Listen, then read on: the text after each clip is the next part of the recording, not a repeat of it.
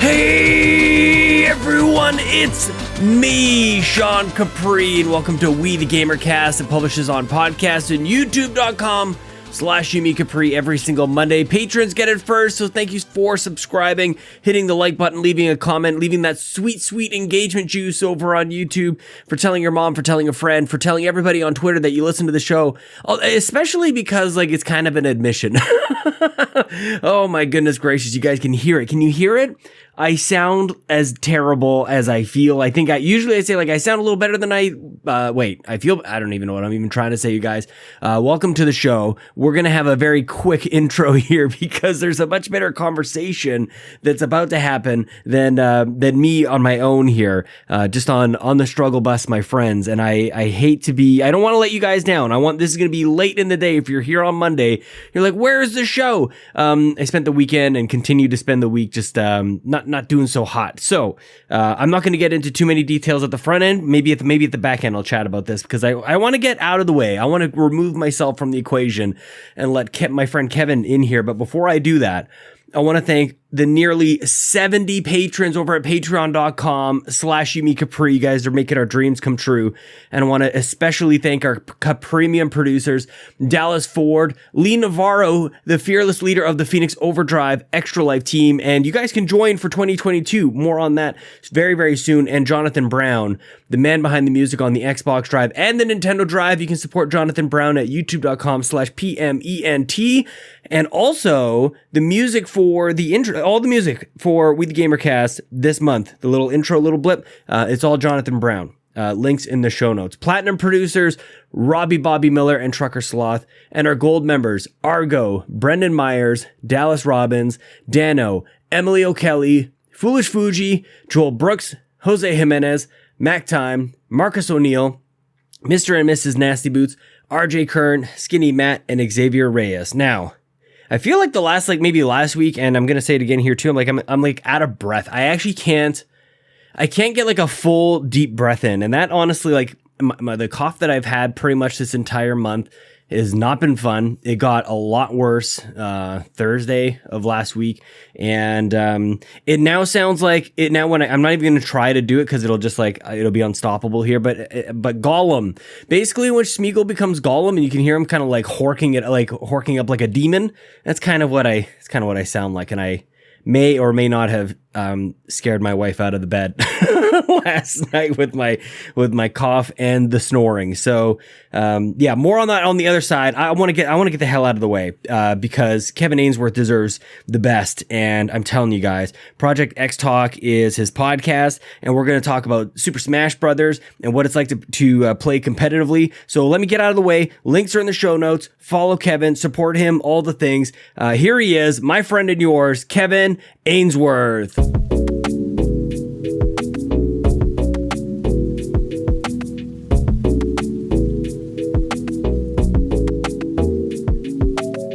I mean, when I logged in, I was like, your last call was 2014. Oh, no, was it really? Yeah. 2014? Yeah, it was when the Xbox One came out and Skype was on that and you could use that to chat with your friends. Mm-hmm. Yeah, so me and my friends used to have group calls on our Xbox One. So. Heck yes. Were you into the to the Kinect and everything? Were you sold on that package? I liked when you were Xbox record that. I liked using that feature. In terms of the games, I was like, nah, this ain't it. I don't know what they're doing here.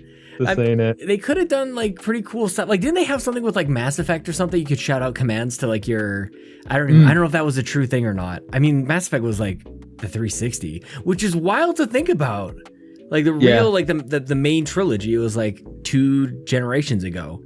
Mm-hmm. I know in FIFA you could make substitutions and if you swore and the Kinect heard you swearing, you could get a yellow card in the game. That's amazing. Actually, that's really good. And the thing is, I feel so many times when I think about Kinect and when I talk to people about it, it's they often bring up the voice command, and it's it didn't need the camera for that. That was only it's just a microphone. It's just a Alexa kind of deal, you know? No. Absolutely. I I didn't use the camera. I just used it for voice and chatting with people. I was waiting for them to build something into the controller, and then they built it into the DualSense. I'm like, damn it.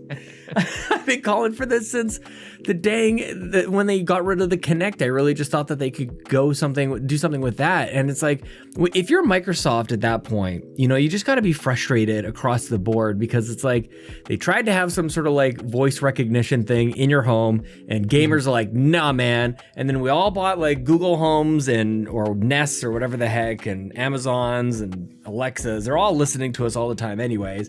And it's like what are they, like 3 or 4 years off? Maybe. Yeah. Seriously though, the first time I used PS5 is my first PlayStation. So when I got the DualSense, I didn't know there was a speaker in the microphone or the controller. So when I'm playing Bug Snacks and then I'm hearing like the little butt, like bunger bung, I'm like, what the, like coming out of my controller. Did you ever have a Wii? Did you ever have a Nintendo Wii? Briefly I had a Wii. They did things sometimes. I got it for Smash Brothers Brawl, and then I didn't like Brawl. I just sold my Wii and went back to Melee. Oh, really? How come you didn't like it? Do you remember? It was just slow, and the tripping mechanic. Like, I'm a huge Smash guy. Purist. I like play competitively. Do you really? Yeah. Well, not during COVID. Barely. Sure. I've gone to a few tournaments since COVID started, but they got postponed again with the increased cases. So once, Brawl was not it for me. So I didn't play Nintendo games. After the Wii, I sold my Wii, and then I didn't touch a Nintendo until 2018 with the Switch. Oh, wow. I mean, most people, I would say, are probably like that. Like I feel like everybody had a Wii. If you were into video games or even tangentially connected to somebody who was into video games, you kind of accidentally kind of got a Wii at some point. Once they became available. But yeah, like they used to have, they had a speaker on that controller. And I remember like, WarioWare, they had a Smooth Moves, they had things, and you'd set the controller down, then it would ring and you'd pick it up and they'd be like, hello. And it was all these weird things. And it's like, for the Wii, it seemed to make sense to me, because like you just look at the thing, you're like, well, this is a gimmick. The whole like pointing and the move controls and everything. But for a DualSense, like I don't know, like I'm still waiting for my PlayStation to come on in. Like I called yesterday and they're like, we'll call you when we get it. And it's like, okay, well that was 6 weeks ago. I was gonna say, you ordered yours over a month ago. It was well before Christmas. Yeah, man. Yeah, he's like, we just haven't got any. So I mean, who knows, man. GameStop here in the US is dropping bundles tomorrow. I just saw that. You know how hard it is to like basically see, because like at least for me in Canada, like I see a lot of just American media, and I always have to translate. I always have to filter and go like, no, that's Wario. That's not here. Like it's still Best Buy, but it's not the same Best Buy. It doesn't really count. So that's you guys just don't even see any Canadian stuff. You don't have the same problem. No, I have no idea. Like whenever people are on Reddit or Discord, it's like, how do you get next gen console? And I'm like, you go to Wario 64, follow like I tell them all the steps, and they're like, okay, that's great. I live in France, or I'm like, okay, well that does not help you. What do you think Wario 64 does all day? Like what do you think or their like what is their day? So he has to just be like algorithms and bots, right, that automatically sense like when things are in stock and tweet. Like he has to have set up some like complex algorithm. There's no way he's an actual human being. That's what I think. Like didn't he have like a pinned tweet of like pseudo 51 just like, are you a real person? Like you're a bot. I don't believe you're a real person. But like I think he might be, it's probably a combination of both. Like he's got to have something So man, I in my mind I like to think that he's just a really hard worker.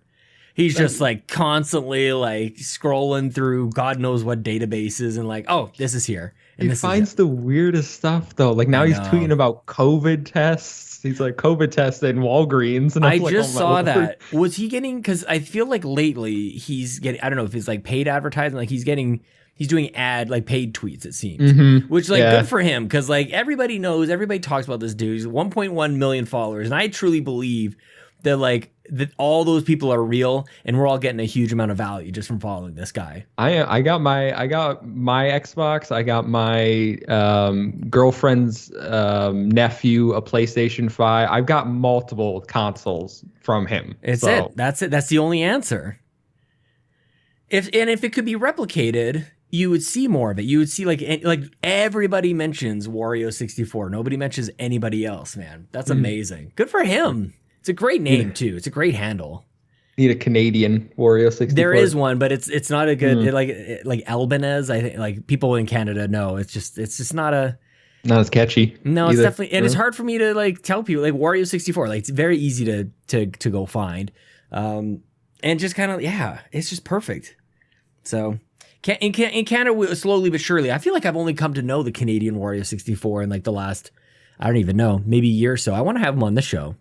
That might be the closest thing. I can't. Cool. I can't imagine if Wario 64 is not a real person. I can't have them on the show. I mean, there's got to be a real person that made the Twitter account. So like, that's true. He has to be someone. Have some sort of interaction.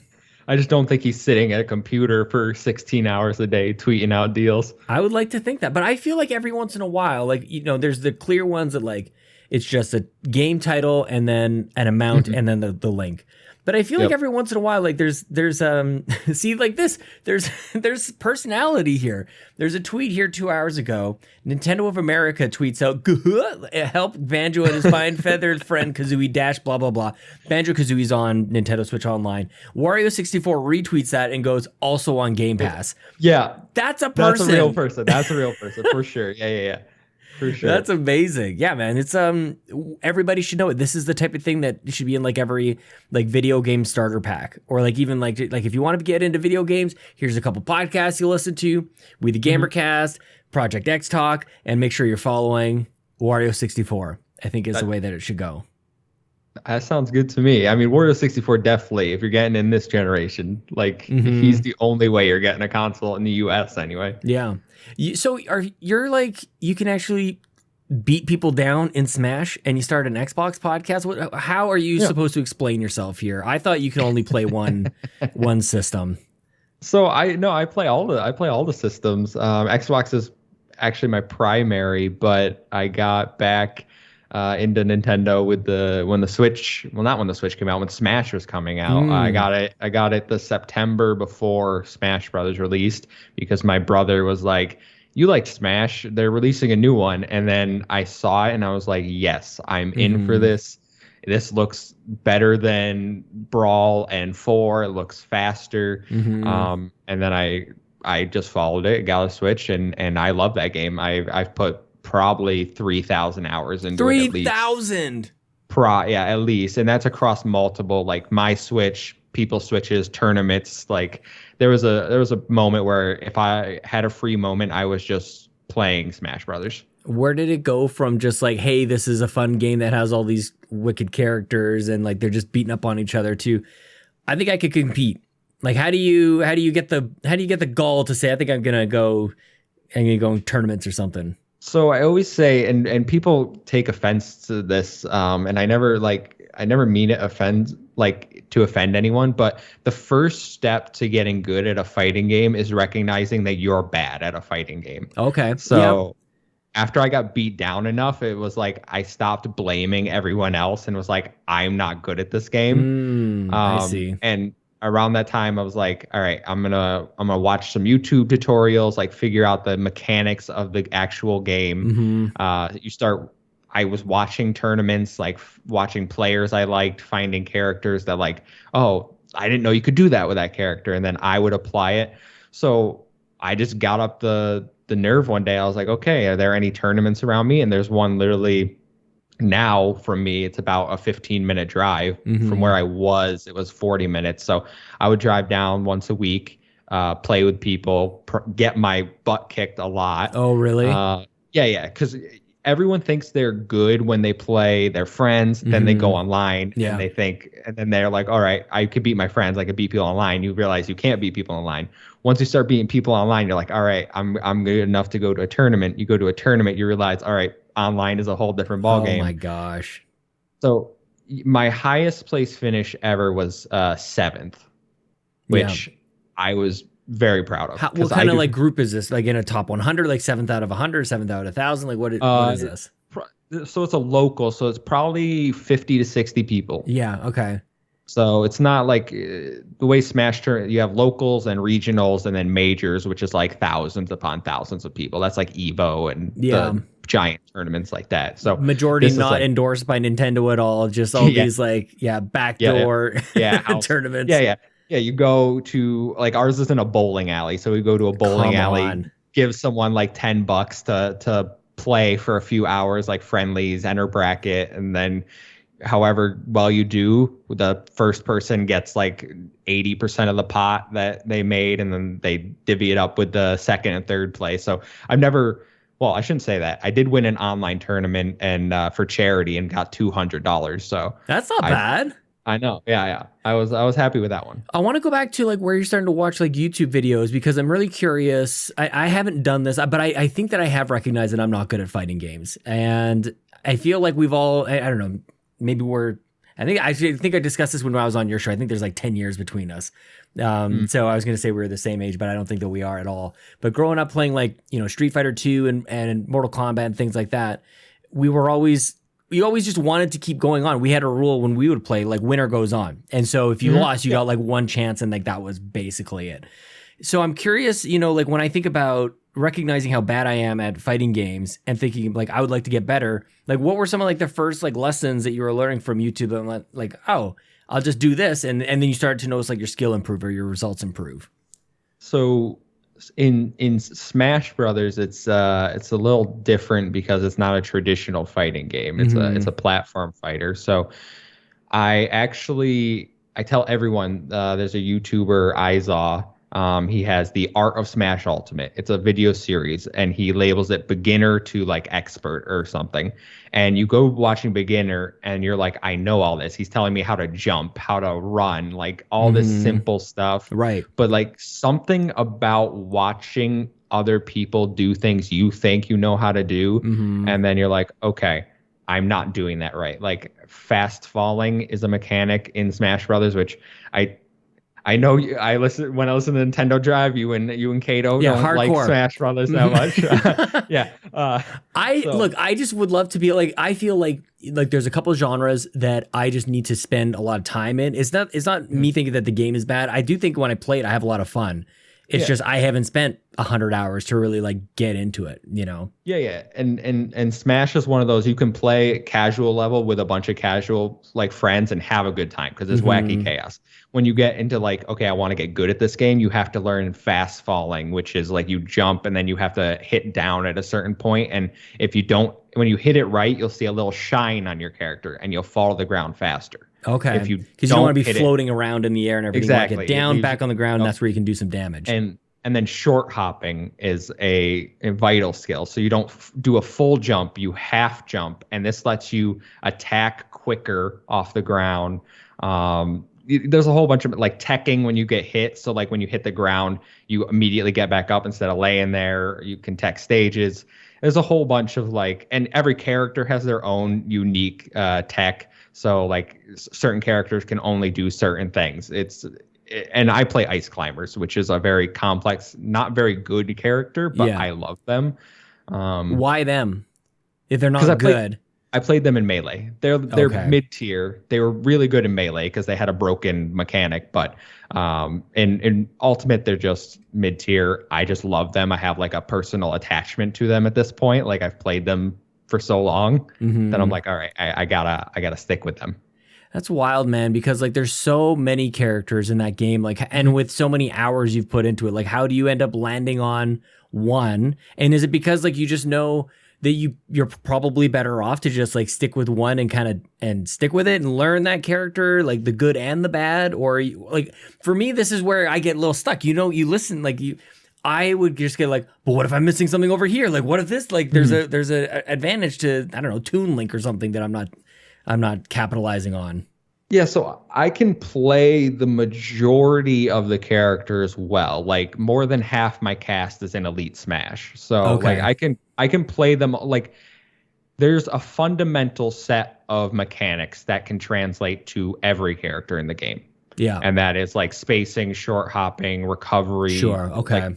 stuff like that. If you can get those basics down, the fundamentals, then you can get every character basically into Elite Smash, which is supposed to be like the top online players, which it isn't for anyone. But I mainly play Ice Climbers, Palutena, and Banjo. Nice. And Banjo is specifically as soon as he was in the game, like say, pretty recent. Like that's what I mean. Like you spent a ton of time in this game, and then all of a sudden they throw somebody like that new into it. Is that like for somebody who plays competitively and they start to throw new characters in? Like, are you going to check that character out right away and hoping for some sort of advantage over anybody else? So I check them out right away. I never go in thinking that they're going to be like better than any other character. I go in and think, what makes them unique? Like how is their aerial speed? Are they floaty? Like Sora, really floaty. Not my type of character at all. He hovers in the air too much. Do you think that'll stick? Like, do they ever change anything like that? Or like no, they don't. That's character design. Yeah. Like but like Banjo is a character who I personally have like a fond. I grew up with this character. Yeah. I've been clamoring for a new Banjo game for 20 years now. So when they added him, I was like, all right, I'm going to play this character. And it just so happened like he fits a play style that I like. He's like a bait punish character. So what does that mean? So I will throw out a move I know you cannot punish me for, and you'll try to, and I will punish you for it. Oh, man, I'd get just laid out by you. I have no doubt, man. Like, I'll fall for that all day long. It's embarrassing. Yeah. So you look to embarrass people. I see how it is. I mean, I don't look to embarrass people. I mean, I don't know. I'm not like the greatest player, obviously. There are people way better than me. Like top players they would destroy me. But I don't know, just something about Smash. I fell in love with this game and I still play it. I love it, man. Where do you want it to go from here? Like it seems like they're done, but like what else would you want? Are you okay with where they're at now? Like is it okay to kind of wrap up for now? Yeah, I'm fine with Ultimate being the last game for now for a while. Yeah. I'd be okay if whatever the next iteration of the Nintendo console looks like, they just ported it. Oh yeah, like that's fine with me. I don't need another Smash game. I have to hit pause just for a quick second. I'm going to take a timestamp. I'm watching my son wander out of his room right now, and it's just me. So I will be right back. I'm so sorry, dude. Dude was confused and he thought it was 8:30 in the morning. Oh. He's like, but it's morning time. I'm like, no, man. Like what? And how do you tell them about a 24-hour clock? Like there's two 8 o'clocks. There's two 8 o'clocks you got to worry about. 8 o'clock in the morning is when you want to come out of your room. That's what you want. Is it 8 where you are? Yeah, 8:30 here. Yeah. So I always have to try to get the kids shuffled off to bed and then race on down here and get started on content, because it's kind of like, this is the earliest I can do it, but it's like 10 o'clock at night for pretty much everybody that I talk to. It's like everybody's on the East Coast. Like once or twice a year, I get somebody in like Pacific time zone, and it's like, oh, this is great. Yeah, I've noticed a lot, especially with the Xbox community. A lot of us are East Coast people, and a lot of people are in New York. There's a lot of us in New York. I mean, there's just a lot of you in New York in general, I think. In general, yeah, I guess. Yeah, so, I think it's just a numbers thing. Like, yeah. Although, like, I don't know. It seems to like, I don't know. Maybe it's just the way internet works. I'm not sure, but there's a lot of like Canadian podcasters I bumped into as well, which is kind of interesting. But well, speaking of podcasting, how the heck did you get started into it, man? You got Project xTalk, even though you're a competitive Smash player. I don't know if we really made that make any sense, but maybe we'll get to the bottom of it. Like where did your journey start in content creation? I think you're about 2 years in. Did you guys do episode 100 or 50 recently? You had a milestone. We did 50. We're at 60. We just did 67 tonight. Yeah. Nice. Yeah. Man.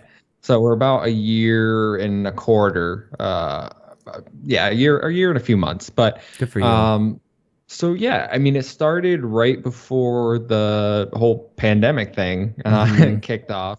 For some reason, I was just, I was listening to podcasts constantly. Like I would listen to Kind of Funny. I would listen to Iron Lord's podcast, who is a big inspiration for me personally. And I was so happy that they invited me on there. Like, shout out to all them. They're amazing people. Yeah. But I was just listening to everyone, and I was like, I wanted more people to talk about games with, because like I have my brother who loves the gaming industry too, and like video games. We have very similar like tastes in games, but the rest of my friend group, even though they would play games, they don't really care about like what is going on. Like I have to tell my one friend like, oh, this is on Game Pass now. Like just today I was like, oh yeah, I got added to Game Pass. He's like, oh, I didn't know Game Pass is awesome. And like, he didn't know Halo's campaign was on Game Pass. There are people out there like don't know that Xbox games come to Game Pass. So how do you live life like this, dude?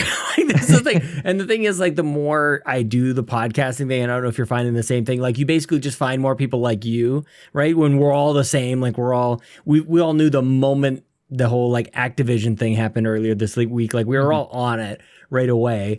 And it's like, that's just our lives. Like, that's just, it's not a surprise that any of us found out as quickly as we did. It's just the way that it is. And then you see like other people who just like, what else are they thinking about? You know what I mean? Like, what else is life like, man? That's I wonder that all the time. I'm like, what do other people do? Like, what are they, like when they're on Twitter, what are they looking at? Because I look at constant video game news, like Video Game Chronicles, like all the people I've met through podcasting, like everyone's tweet, like liking, talking to them, and I'm just like, what are other people talking about on this platform? I don't get it. That's capturing your attention all the time. You know, like I go to like playgrounds and stuff with the kids, and I see the parents and they're, you know, I love just like roughhousing with the kids and like throwing things around with them and sitting on their faces and whatever else, you know, whatever normal parents do. But then I see all these other parents are just like staring at their phones all day. I'm like, what social feed do you have to manage right now? You know what I mean? What are you looking at? Go up to them, be like, "What's your YouTube?" Like, I assume you're managing some sort of content creation schedule right now. Like, exactly. I always wonder that. So it's always curious to be like, but maybe they want to. Maybe I don't know. Maybe they just want to start a podcast. They don't know where to start. Maybe that's. I didn't know where to start. Oh, really? Yeah, I didn't know where to start. I had a blue snowball. I think I had that when you were on my show even. So I've upgraded like to a blue Yeti and like I'm trying to make improvements, you know, financials. You gotta do what you can do. It's starting, but yeah, I'm like, where do you begin? And like, I went to Reddit and found other people who, Aman was one that was like, hey, I got some other guys interested in starting a show about Xbox.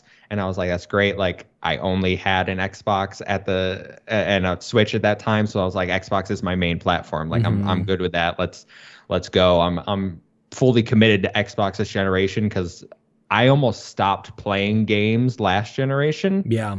Because the Xbox One was a complete disappointment for me. Like, straight up, I was finding myself like, I do not enjoy playing games on this most of the time. It was mostly like FIFA, and I was like, is this what it is now? Is this what gaming is becoming? Yeah. And then towards the end of the generation, I played Hellblade and A Plague Tale, and I was like, no, these are games that are phenomenal. Yeah. This is what I want. Like, this is the experience I want. And then Xbox committed to that. Oh man, it's the thing. Like I think about them and the move that they did this week, and it's like, how nervous. Like, I've made risks and I've made strategic kind of like recommendations to my executive team where I work, and it's like, I get real nervous about some of that sometimes. And it's not even close to like, it's fractions of a fraction of the amount of like financial risk that I'm talking about that I deal with. That like, these guys are like, you know, we throw around these numbers. They bought this company, this conglomerate for $70 billion. Like, how much sleep do you lose over a deal like that, going like, this is the right move? Like, everything is on the line. It's half of the cash flow of this company that, like, when it came to existence, it changed the world. Like, this is not a small deal, and it's not a console war thing. It's like, to me, I just think about, like, how does Phil sleep at night? And anybody even remotely related to this decision, and they go, like, they got to be nervous, right? Like, there's no guarantees in this thing, which, I don't know, that's just where I'm at with it.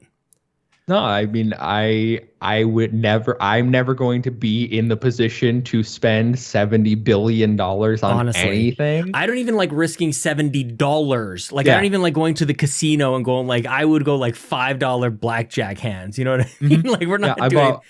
I bought one lottery ticket ever, and I haven't done it again. I was like, it's not worth it. Exactly. Can't risk it. Yeah. So if we go like, yeah, Sony should like pony up and, pardon the pun, they should man up and do whatever. They should get something. It's like, you think about what that would take, man. I know it's not the exact same thing as like your own personal spending, but it's still a risk. But I want to talk about Aman, who you mentioned just a moment ago. Are you guys like high school buddies? Like, how did you guys meet? No, we met on Reddit. Reddit connected everyone on our podcast. So he was looking to join a podcast. I was looking to join a podcast. We found Tom and Garrett, who were also looking to join a podcast just through Reddit. We all connected. That's awesome. We started chatting like in Discord. We'd have calls before, like trying to make sure like, oh, you know, is everyone like cool? Because we don't want any like, you know, bad actors obviously in the podcast space. That's why I asked, because like you guys seem to get along so well, and I'm like, there must be some history here. And this is your first, like you guys are the original four, like just the first people that came together. Like, yeah, you're in. You didn't have to like, you don't have like a Dave Mustaine of the group. They were just like this drug addict you got to kick out of the band kind of thing. No, we didn't. And you know, we've had you know, has it been perfect? No. We had some arguments behind the scene, obviously, but like at the end of the day, like I'd say that we're all friends now. Like, we became friends through like our love of Xbox and gaming and this podcast. So like we chat all day now. Like, that's sweet. We just constantly are chatting in Discord. And then we recently just added Ethan to our podcast panel because we were finding people got real life commitments. They can't always make the show. So we wanted to add someone, and I found him in the Kind of Funny community. Again, we chatted for a few weeks before anything, like, you know, checking him out, making sure we all gelled. And he's been great. Like, I absolutely love having him on the show now. He's a great addition to our panel. And he's just a good guy. Like, we get along, we all play games together. Like, I don't know. It's crazy how you have this one idea, like, hey, I'm going to start a podcast, and then you like become friends with people. Mm-hmm. Would you say that like is anybody a lead here? I don't put you on blast. And you say like, yeah, I'm the lead, and everybody's like, what the hell, Kevin? No, I mean, I think most people on the show would recognize that I'm the host of the show. Yeah. Because I write the show every week. Mm-hmm. So like I'll spend the hours, and people never really realize how long it takes to like write a podcast. Yeah. But like, you got to read everything. You got to write the show, make sure it flows. That's why I do this. There's no writing. There's nothing. Like, I know who you are. Yeah. That's kind of it. I write the show every week. I make the majority of our thumbnails. Although Aman chips in was like, he does do thumbnails now. He's just a little more busy. Like, he's in school still. He's younger. He's got, you know, he isn't as I don't know. He gets out more, I think. Being a young person. So he's got good graphic design skills. And Tom is looking like he's in the middle of changing careers. So like his time is fluctuating. He does what he can. Yeah. Garrett, we knew from the start, he's only there for the podcast. Like all our other content, and we're trying to like make more than ever now. Our goal is like a video every day during the week. Whoa. Okay. That's insane. And we've done it for 2 weeks now. It's going to be 3 next week, 3 in a row, which is like Monday through Friday. We have something on the channel. How are you finding that? That's a lot, man. It's tiring, but like right now, maybe I haven't crashed yet, but right now I feel like energized. Write it out. That's awesome. Yeah. So like, and they're not always like super crazy, like long, like we just did our 2-hour podcast today about Activision Blizzard, obviously, like great show. Anyone go check it out. Project xTalk. There's my little plug. But the rest of the videos, they tend to be like 10 to 15 minutes. Yeah. But that's still like, you have to record it. You have to get game clips. You have to edit it. You have to upload it still takes, upload. Yeah. It still takes me like 2-3 hours like per video to do that. and that's like time that I could be playing games and just relaxing. Like people that aren't making content, they don't think about it like that. When I'm playing a game now, I'm kind of like, can I make content out of this? Like, what can I do for it? Yes, I've definitely been there, and I also feel like, I don't know, like I want to talk about like your family life as well too here in a moment. But like I think for me, I don't think that I would get as much grace as I do from my wife, who like really has encouraged me to do this and like see what comes out of this. And little did I know that like some of the most powerful friendships have ever come out of this and like completely changed my life. Like as extreme in a positive way as all of this could have gone, it has happened. And I never would have imagined that in a million years. And my wife has really encouraged me about that. But at the same time, I don't think that she would go as go do your podcast, as encouraging about going to the podcast. I don't think she would do that for just like, go play games. Like I don't even say, I think like that's just the way it is. And it's just interesting how like, you know, this is still time away from family in some cases or other responsibilities or doing other things. But it's like, there's something here. There's just something, I think it's important for us to do this instead of, you know, choosing to do other things with our time. I think this is a different use of our time that, I don't know, it results in something else. Yeah, no, I feel the same way. So like, I always think about like I'm not married. I have a girlfriend. We spend the weekends together. So like that's our main time. And that's why I try to set that time just for her, because that's really the only time we get to see each other. Yeah. Because like during the week we're all working, and like after work I'm doing content creation or like just relaxing and like not working, and it's a whole thing. So like the weekend is just for us to do whatever we want to do. But there have been times like when I was on Iron Lords, I was like, hey, I know like we hang out, but this is a really good opportunity. Like I really like, these are one of my inspirations. And she's like, do it. Like go marry the girl. Like, I understand. Like she is supportive of this, and that's great. Like 2 years into the relationship, like she has been there since the podcast started. She understands like for 2.5 hours every Thursday, like I'm probably not answering a text message from you because I'm going to be doing a podcast. Yeah. Should we bring her on? Do you want to like add her to the call? If she can hang out with us if you want, that'd be kind of fun. Just, like you're like, let's be honest, she doesn't have Skype. Nobody has Skype. It would be a whole thing. She'd have to download the thing. Yeah, she's Gen Z. She doesn't know what Skype is. What the hell is Skype? You might as well fax her, for God's sakes. That's sweet, man. You know, and like I feel like it kind of reminds me again, like my wife Chelsea's been really encouraging this entire time, and even in the early days, I was very lucky having Bobby Pauls on the show very, very early. He was encouraging me and brought a lot of his sort of audience to my attention and vice versa. And I had a lot of people kind of like very early kind of doing the exact same thing, like sending me a lot of encouragement, saying like, "Hey man, I checked out the show and I really like it." And I didn't know what to do. I still continue. I think I'm a little better with like positive comments and encouragement and stuff. I like to think that I am, but back then I really wasn't, and I almost felt like people, it wasn't real, you know. And what I came to realize is that any form of encouragement that people give, like they can be choosing to do anything else with their time and with their words. And the reason I'm on this tangent is just I think like with your girlfriend, if she's like truly encouraging you to do it, it's like there's a trillion other alternatives that she could be doing or saying. And if it's whether it's a fan, a listener, a friend, whoever it is that is offering you encouragement, man, like that is the goal. That is exactly where you want to be. And like I said, they could be doing anything else. So I love that I see that with you, man. That's great. And just a year in too. Yeah, no, it's been great.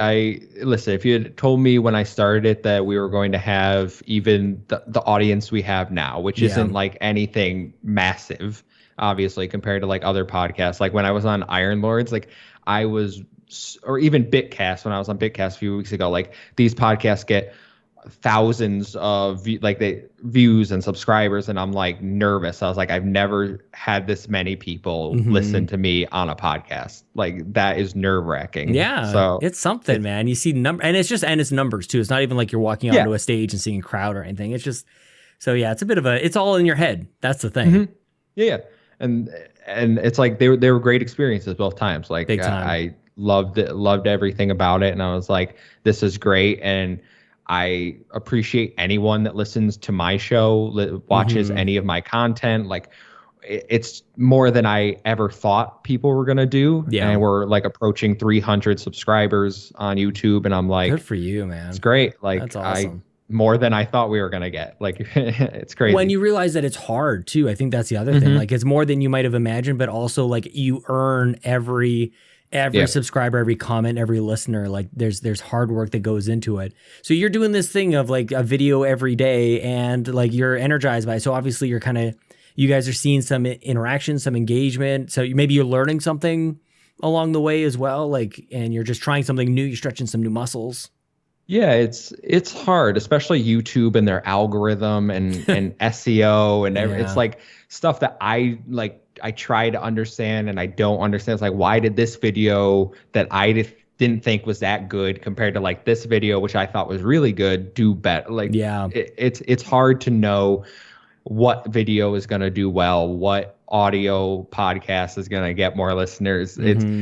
It's something I still struggle with, and we're trying to figure it out. And doing a video a day has, our engagement is higher than it's ever been. Like, we have more views on the channel, more watch hours than ever before right now. Like, it's paying off, even if the subscribers number is like slowly ticking up, which is like, okay, more people are here. That's like the main thing. And like, if the content's good, then they'll stay. So like, it's mainly, I'm like, okay, what can I do to make content better? Like my Monday, we had Monday off in the US for Martin Luther King Jr. Day. I spent the entirety of Monday doing a video essay about Crash Bandicoot. Yeah. Because on Monday you did. On Monday. That's wild. Okay. Yeah. Because we know what happened on Tuesday.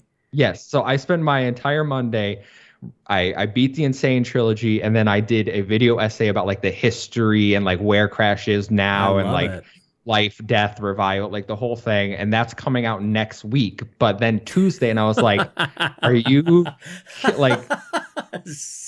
That sucks, man. I already recorded it. It's already scheduled. Like, I have I do the videos ahead of time and schedule them out. And now you're telling me that, SEO, if I have Crash Bandicoot in the title today, will probably fly off. But like, I can't really go and change everything right now. And you got to have some sort of like bumper at the start to say like, acknowledging what's happened since then. But I don't know, like, especially if it's a historical take on Crash Bandicoot, I don't know if really anything really changes. And maybe this is like a great time. This is like, people are talking about it. Like, that's the other thing, There's the other thing is like, I feel like people are really willing to share their knowledge. I think more than I would have imagined. I think like in some cases you might think like people would be really, I don't know, gatekeepy to their information. But if you ask people, I feel like they're really like willing to share the lessons that they've learned, because if you've done it, if you've been down that road, you know how painful it is to learn those lessons. And there's got to be like some goodness in most people's hearts to go like, don't do that. Like, I don't want other people to be like stuck in the spot that I was stuck in. Like, there's definitely things that, there's advice to be given, and there's shortcuts to just get over, I don't know, pretty much anything. And even like for me, like Anchor, I don't even get sponsored by Anchor. I don't use the monetization model, but shout out to freaking Anchor.fm.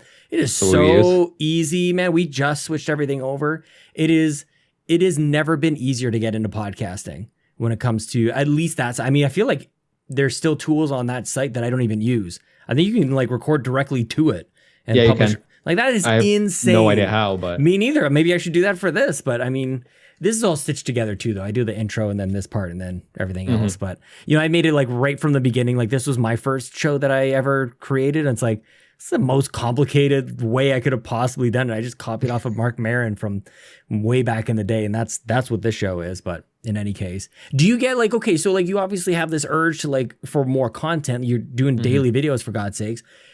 Are you like, do you ever think about like doing Nintendo? Like, obviously there's a love there. Like, that's the only poster I see on the wall is Pokemon Snap.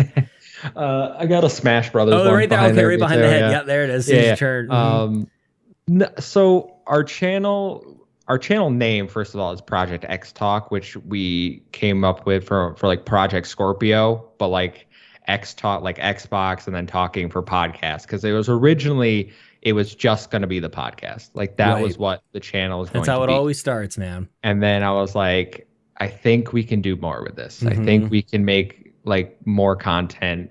And it's not even like a lot of the videos. I have a series called Game Pass and Review where I literally just review games I play off Game Pass. Yeah.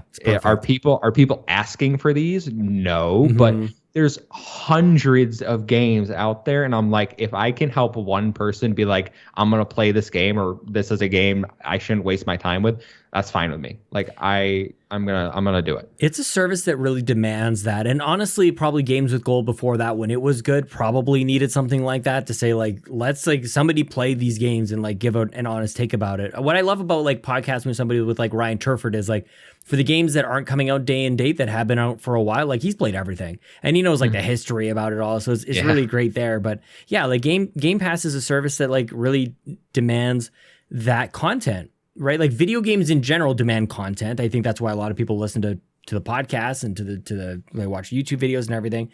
And Game Pass is such a huge part of it. At least it's becoming that. That yeah, like how is there not something more dedicated to that? That's perfect. What's the latest one that you've done on Game Pass? The latest video that just went up was Space Warlord Organ Trading Simulator. Good God, man, you're really going after it. So that one was, if you subscribe to my Patreon at the $5 tier, nice. I let you pick what game I'm doing that month. It makes some way more sense. Okay. So our only patron, because we finally got one. I think they just subscribed to make me play horrible games. And I was like, all right, like you gave me the $5. I'm gonna play this game for you. It honestly wasn't as bad as I expected it to be. Well, is that maybe a safety net too? Like, can you pick a really terrible game on Game Pass? Like maybe, and I'm sure there's somebody shouting like there's 5 games that top off the top. What, maybe it's Paparazzi. Paparazzi. I'm playing that for fun. Yeah. So I kind of figured you might be actually. That's amazing. I kind of want to as well, actually. I played like 15 minutes of it today because that's all I've had between the podcast and everything. Like, is today 2 podcast evening for you? Yeah. So, well, 3 actually, because we do our live show, which is about 2 hours, and then we do Project xTalk Extra, which is like our Monday show, which is like 15 minutes long, and then this one. So 3 tonight. Well, thank you for and rearranging for. I wasn't feeling all that great pretty much all of January. This is like as good. It's great because like this is about as good as I felt all year, as it turns out. So we're ready to go, man. This is awesome. I appreciate you, but I'm not going to keep you for like hours and hours at least. No, I'm good. I'm here to chat. Well, I appreciate it, man. You mentioned your brother. I want to talk about your brother for a second. You're older than your brother. Is that what you said?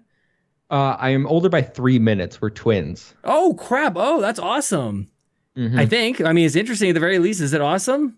Well, I mean, to me, it kind of lost its novelty a little while ago, about 28 years ago. But to everyone else, it is very, very exciting. And yeah, we're twins. We have similar interests, which is like we grew up together. Yeah. We were always together, playing games together.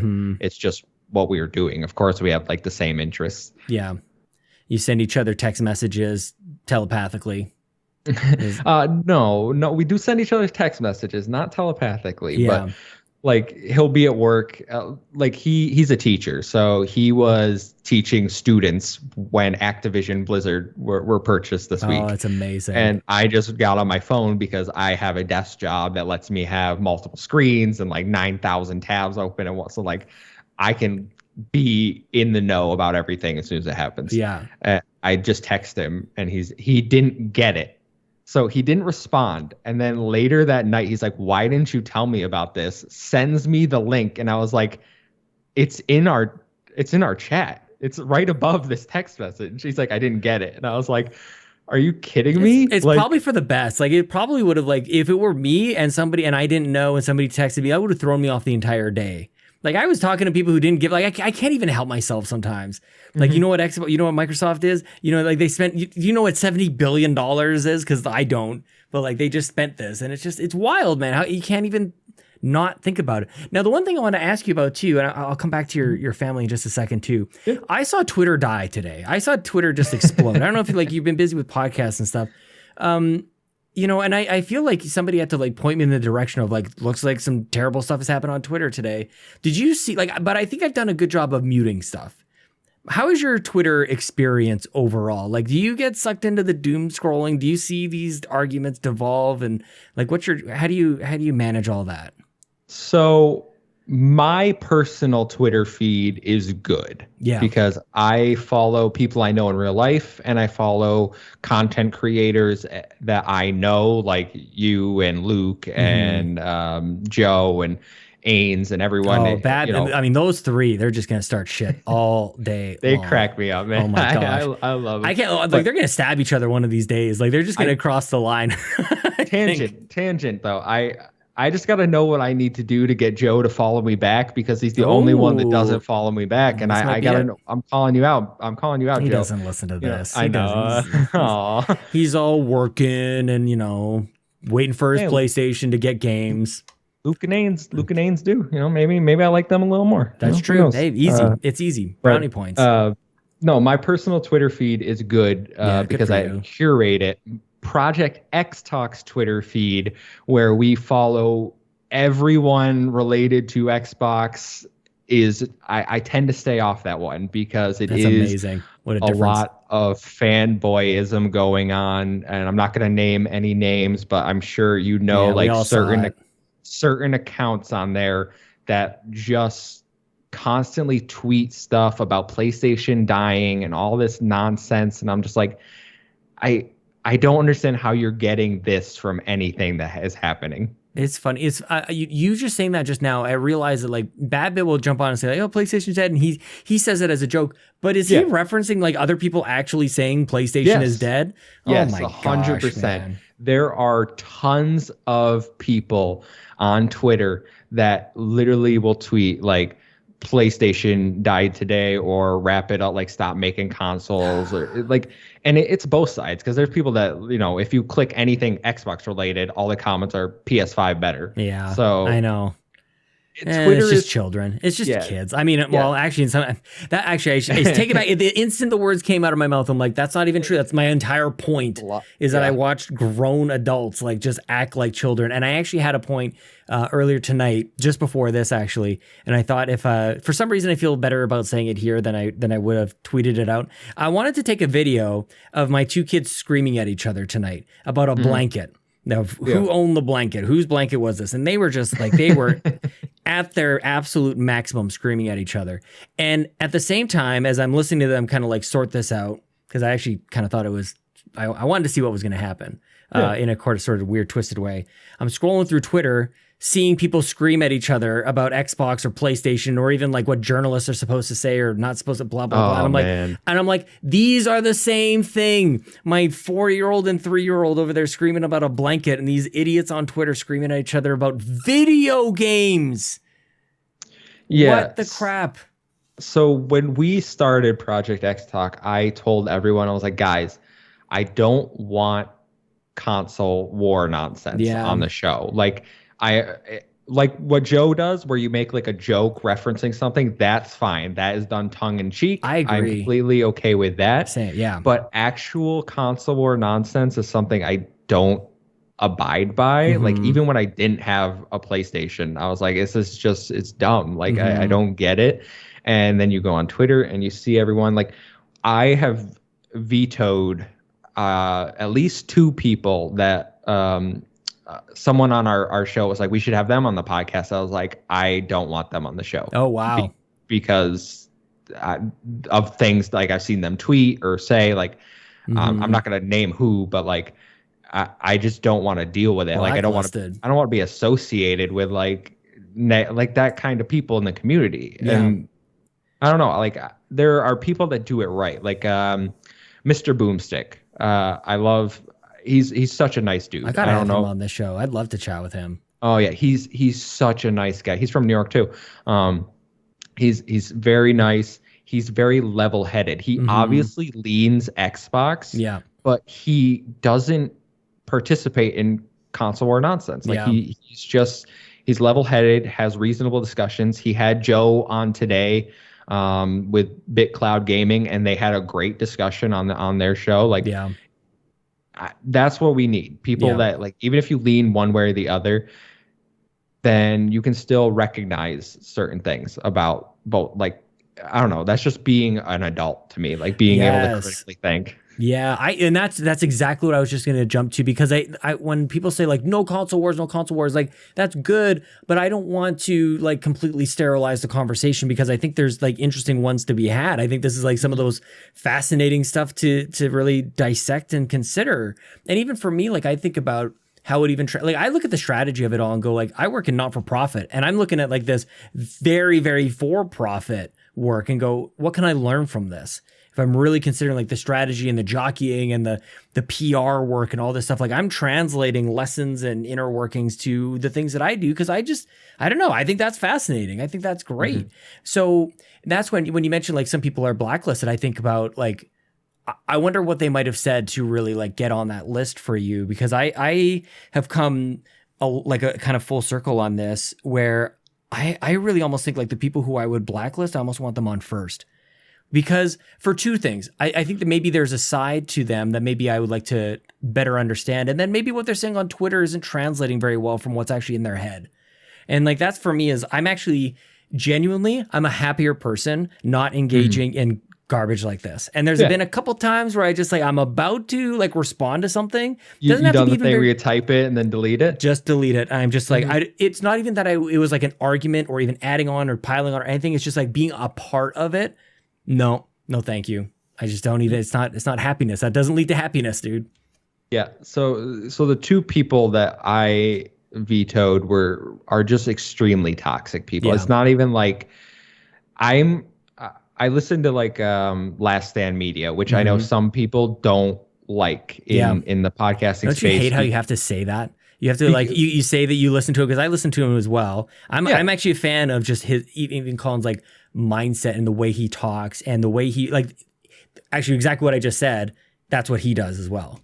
He wants to have people on who are maybe exactly. just maybe a little misunderstood or something. Which is what got me thinking about it, because like that's a good mindset. Like I agree that we should engage in discourse with people that disagree with us, but there's like a certain level where you need to like cut it off. Like I get that for sure. Like Colin did a podcast with, I'm not even going to give this guy a shout out, but he did a podcast with someone, and the guy ended up taking down the video because he came across so bad. Like Colin made him look so bad in the video that he had to take it off his channel. I can tell you offline.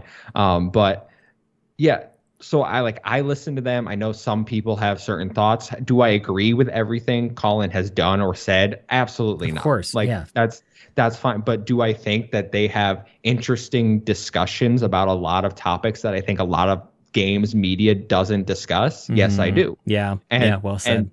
And then you have like people that I respect and like have interacted with and like been on, like Lord Cognito is part of that. And for me, I support like, I want to support them, and I'm supporting him. Yeah. So it would be disingenuous to be like, oh, well, but like I don't really like them. Like it's dumb. Like I think there's a way for everyone to be able to discuss things, but then there's people that take it over the line and take it too far. Cog and Sov and a few of those guys too are the ones who really kind of made that like really, really clear for me, which was this is video games. Like we were like it's not for many of us, and I don't know, maybe it's different now on the playgrounds and the schoolyards and things. I don't think so.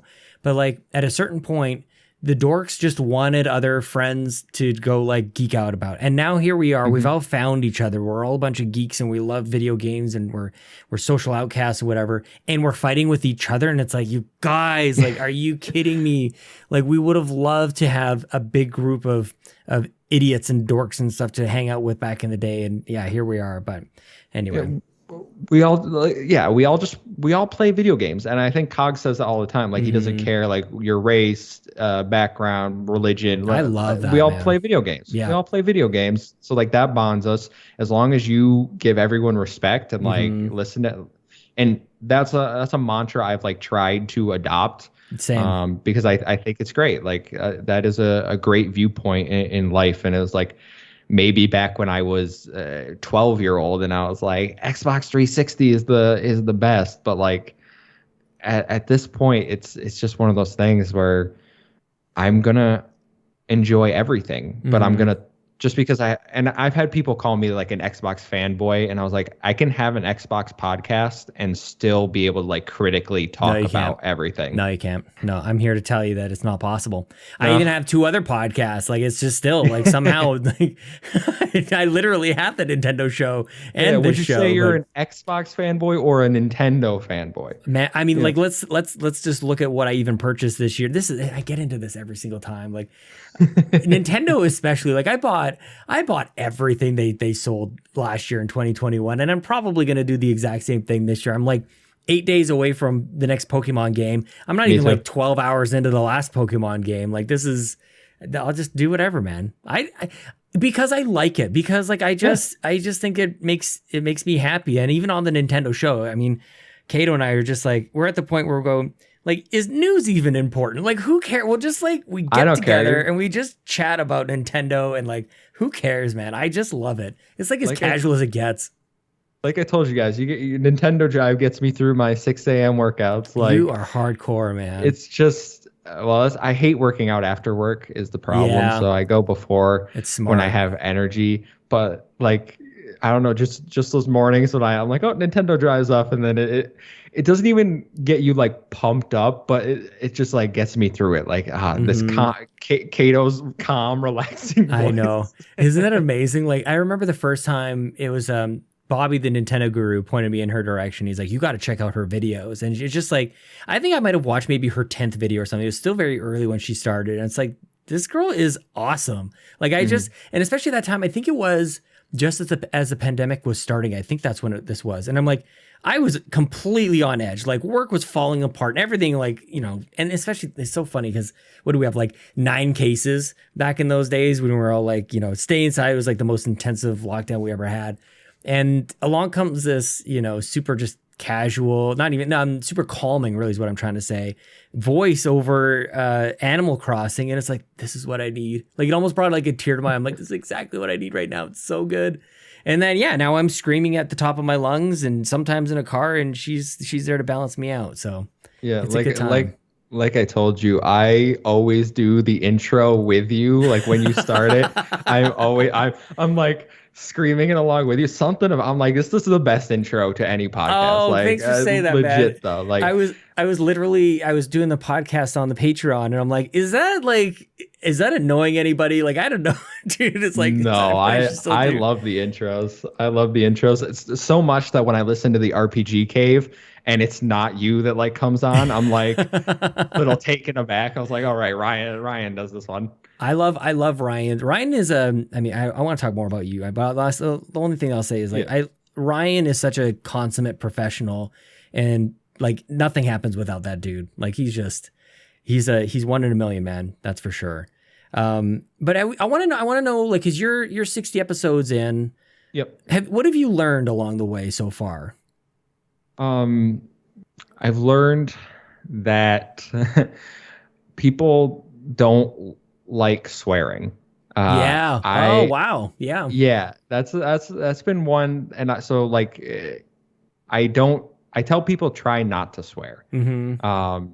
And we usually have about 1 misstep per episode, which like I'm getting there, but it used to be like anything goes off the rails. Yeah. And as soon as I was like, guys, I think we should like implement, like try to be a little more like professional, less swearing, like people have responded to that well. Yeah.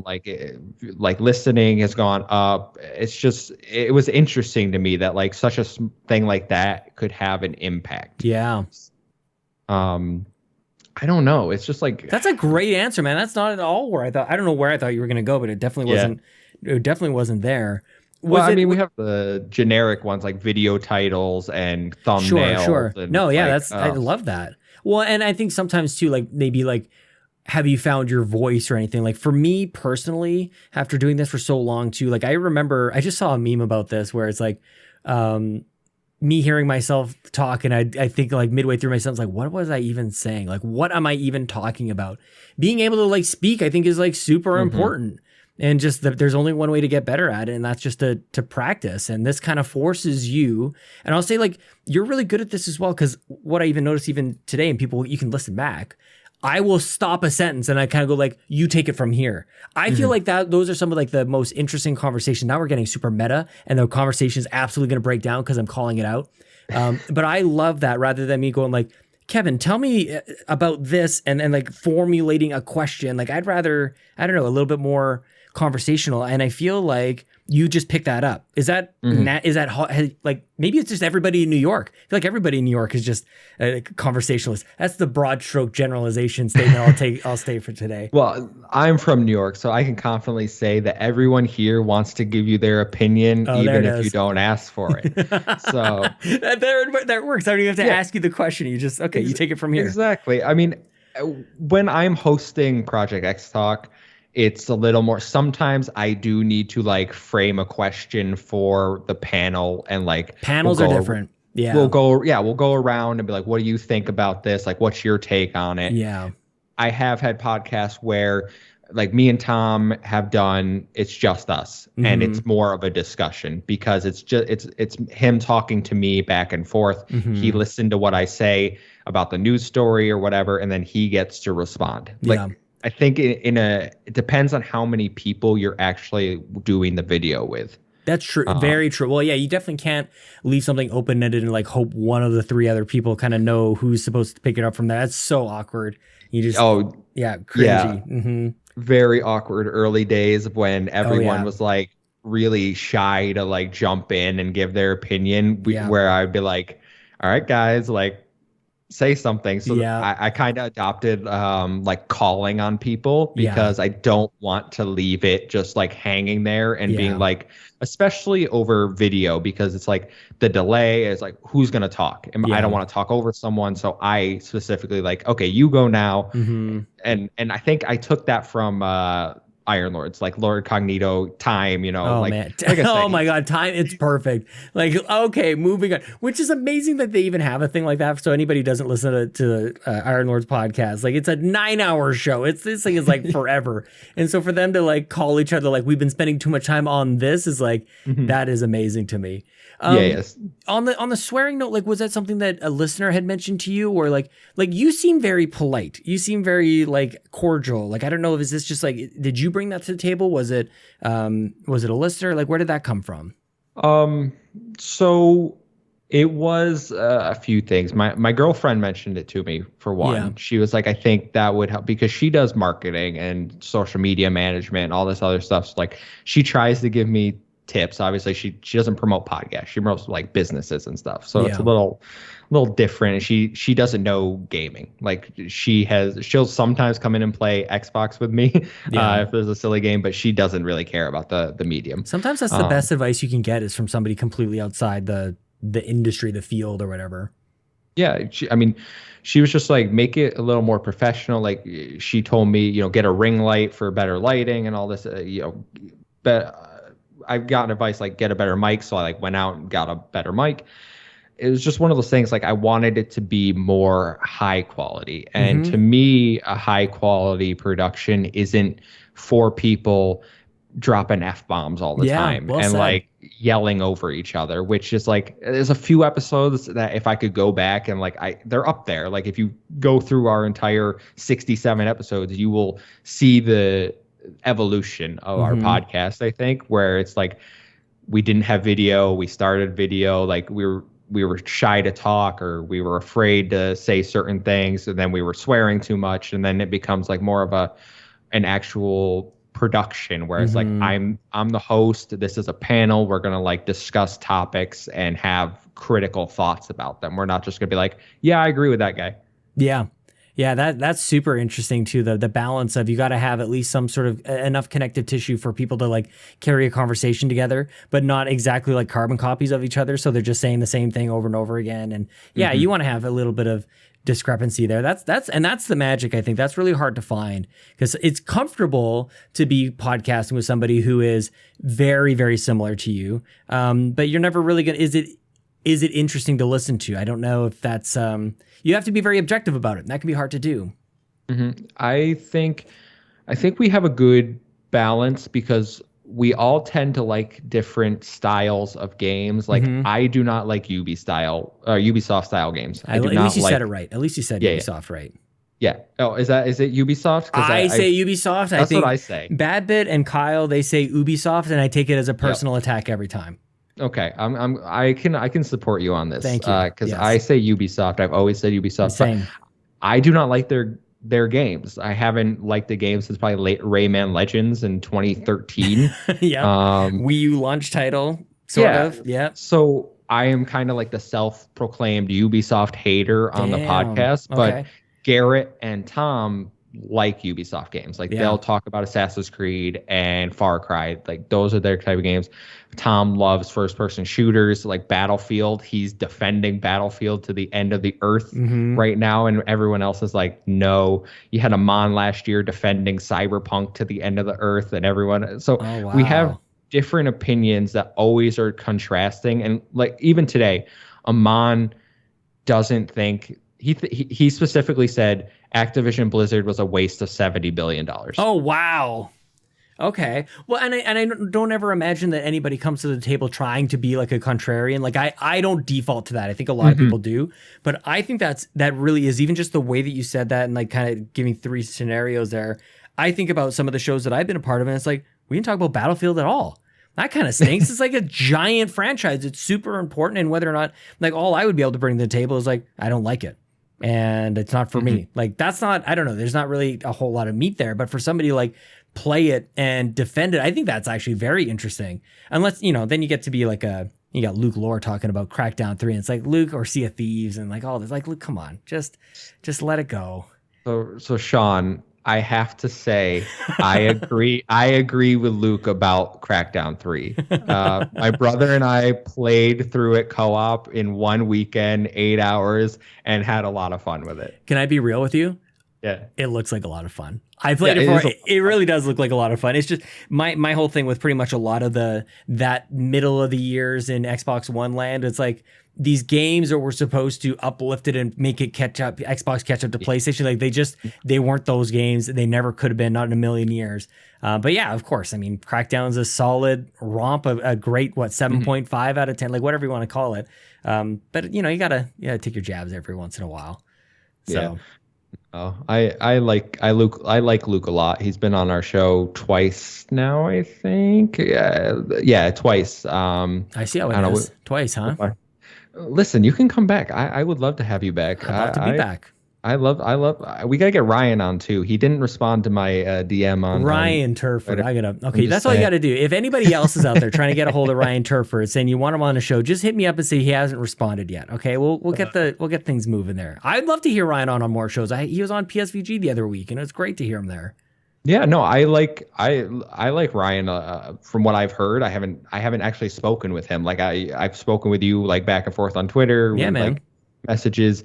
Right now, we did a podcast together, but I've never actually spoken to Ryan. I just hear him when he's on shows with you and the PlayStation Drive and same dude. RPG Cave. I think I'd like to think that I'm the same person in podcasts and outside of podcasts, and it's like Ryan is like that and then some. Like it's exactly the same dude. Like that, nothing changes from the moment. Like it's not because like I at least scream. Like I don't in my normal everyday life go like, "Hey mom, it's me. I'm coming to visit you with my kids." Like I don't do that to her. Like at least I have a bit of a showman kind of thing going on here. Ryan is just like that's just Ryan. That's just him, man.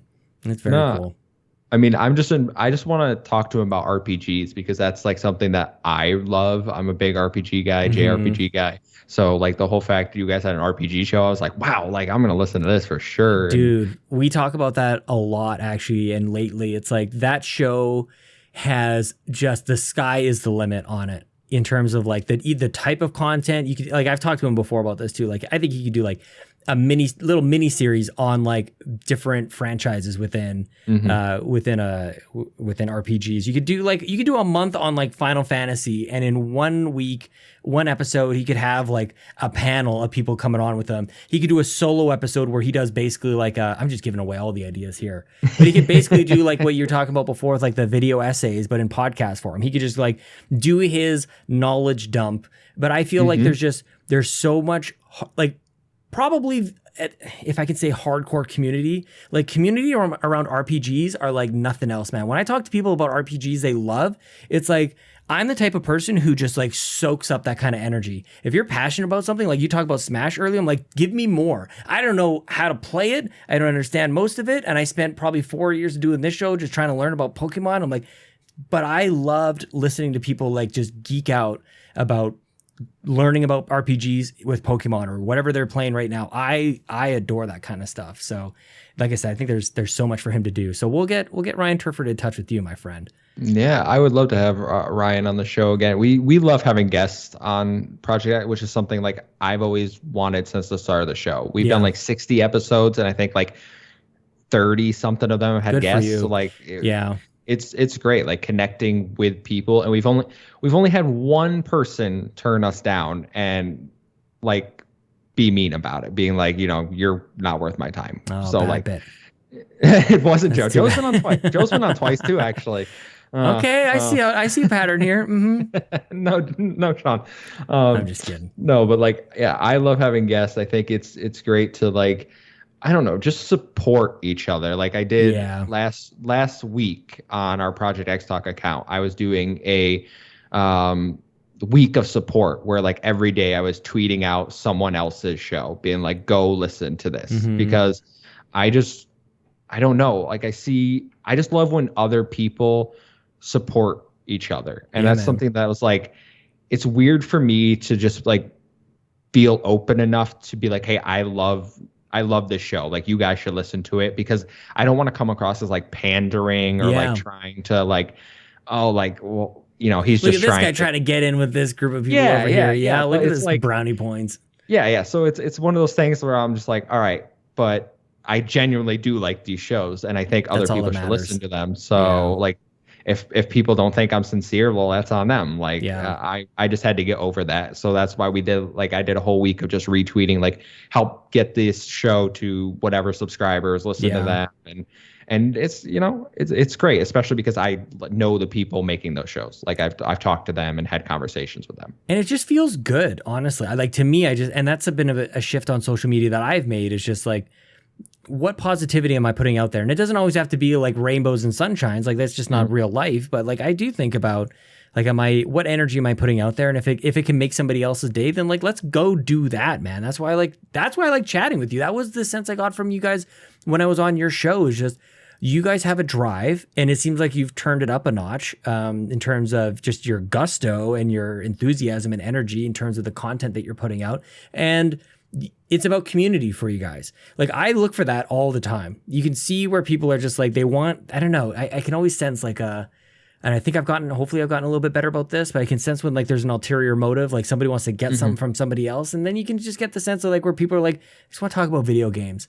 And that's why I love this show so much. Cause it's just like, if that's not the case, then it doesn't make for a very good conversation. Probably just gonna, end it.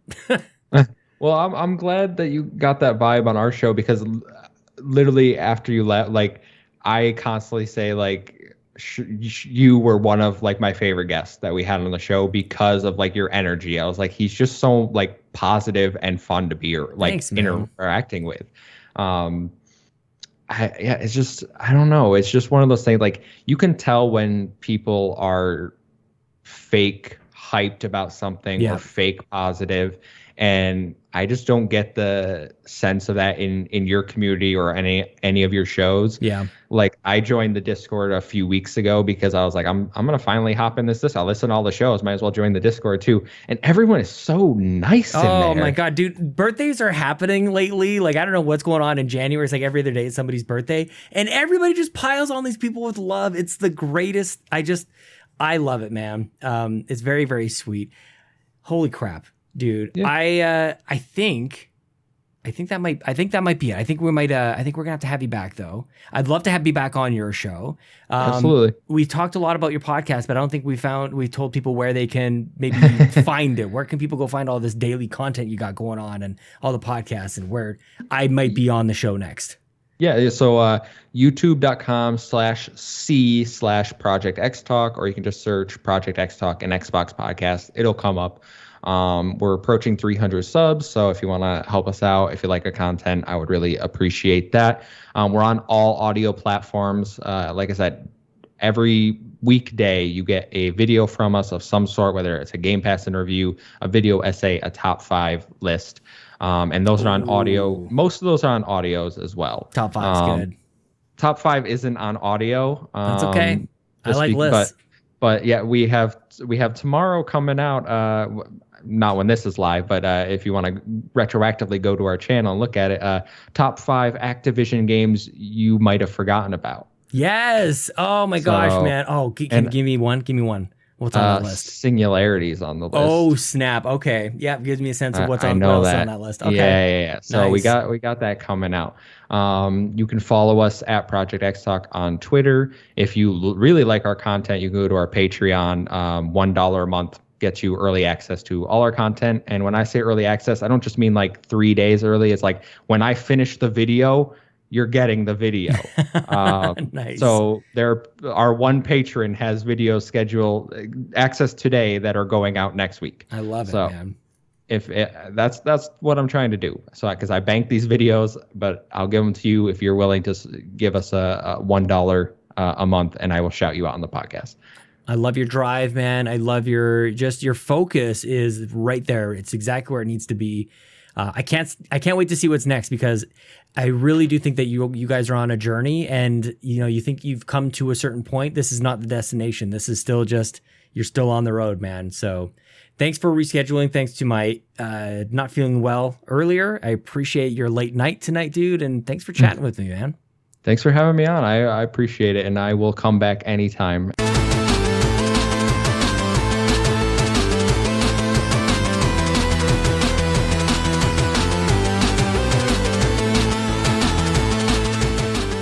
One of the things I enjoy about just making this content is how much of my 24 hours in every day is pretty much dedicated to thinking about this stuff, about who's going to be the next guest I want on the show, what questions am I going to ask the next person who's going to be on, what's going to be going on in the Discord, who is Microsoft going to be buying next, what games are Kato and I going to be buying on the eShop for the Nintendo Drive. It's all encompassing in all of the most positive ways, and so when I get a little ill like this, it really sucks, man. It really throws everything upside down, and I didn't want to start the show on a downer, but I'm not feeling awesome right now. So I appreciate your guys' patience, especially on Patreon. I usually say that patrons get it first; they get it at the exact same time as the free feeds, and your understanding it means the world. I absolutely do not take it for granted. So I just wanted to say that. I also wanted to let you know that the BackTrackers continues on. Marcus and Delroy leading the charge. Get in the Discord. It's free for everybody. You don't have to be a patron to be in the Discord. And the BackTrackers is a video game book club. It's awesome. We've done 2 games so far. The next game is Boyfriend Dungeon, as chosen by awesome Dave 1337. You guys can get it on Game Pass. I think it's on everything. How Long to Beat says it takes 5 to 6 hours to beat the main story, with 100% completion taking about 10 hours. So totally doable. Oh, it says right here, Switch, PC, and Xbox. I'm just going to read the plug from the Discord. The next meetup to discuss Boyfriend Dungeon is in 2 weeks. Saturday, February 5th at 11:30 a.m. Eastern Standard Time. So get on in there, you guys. This is the greatest thing.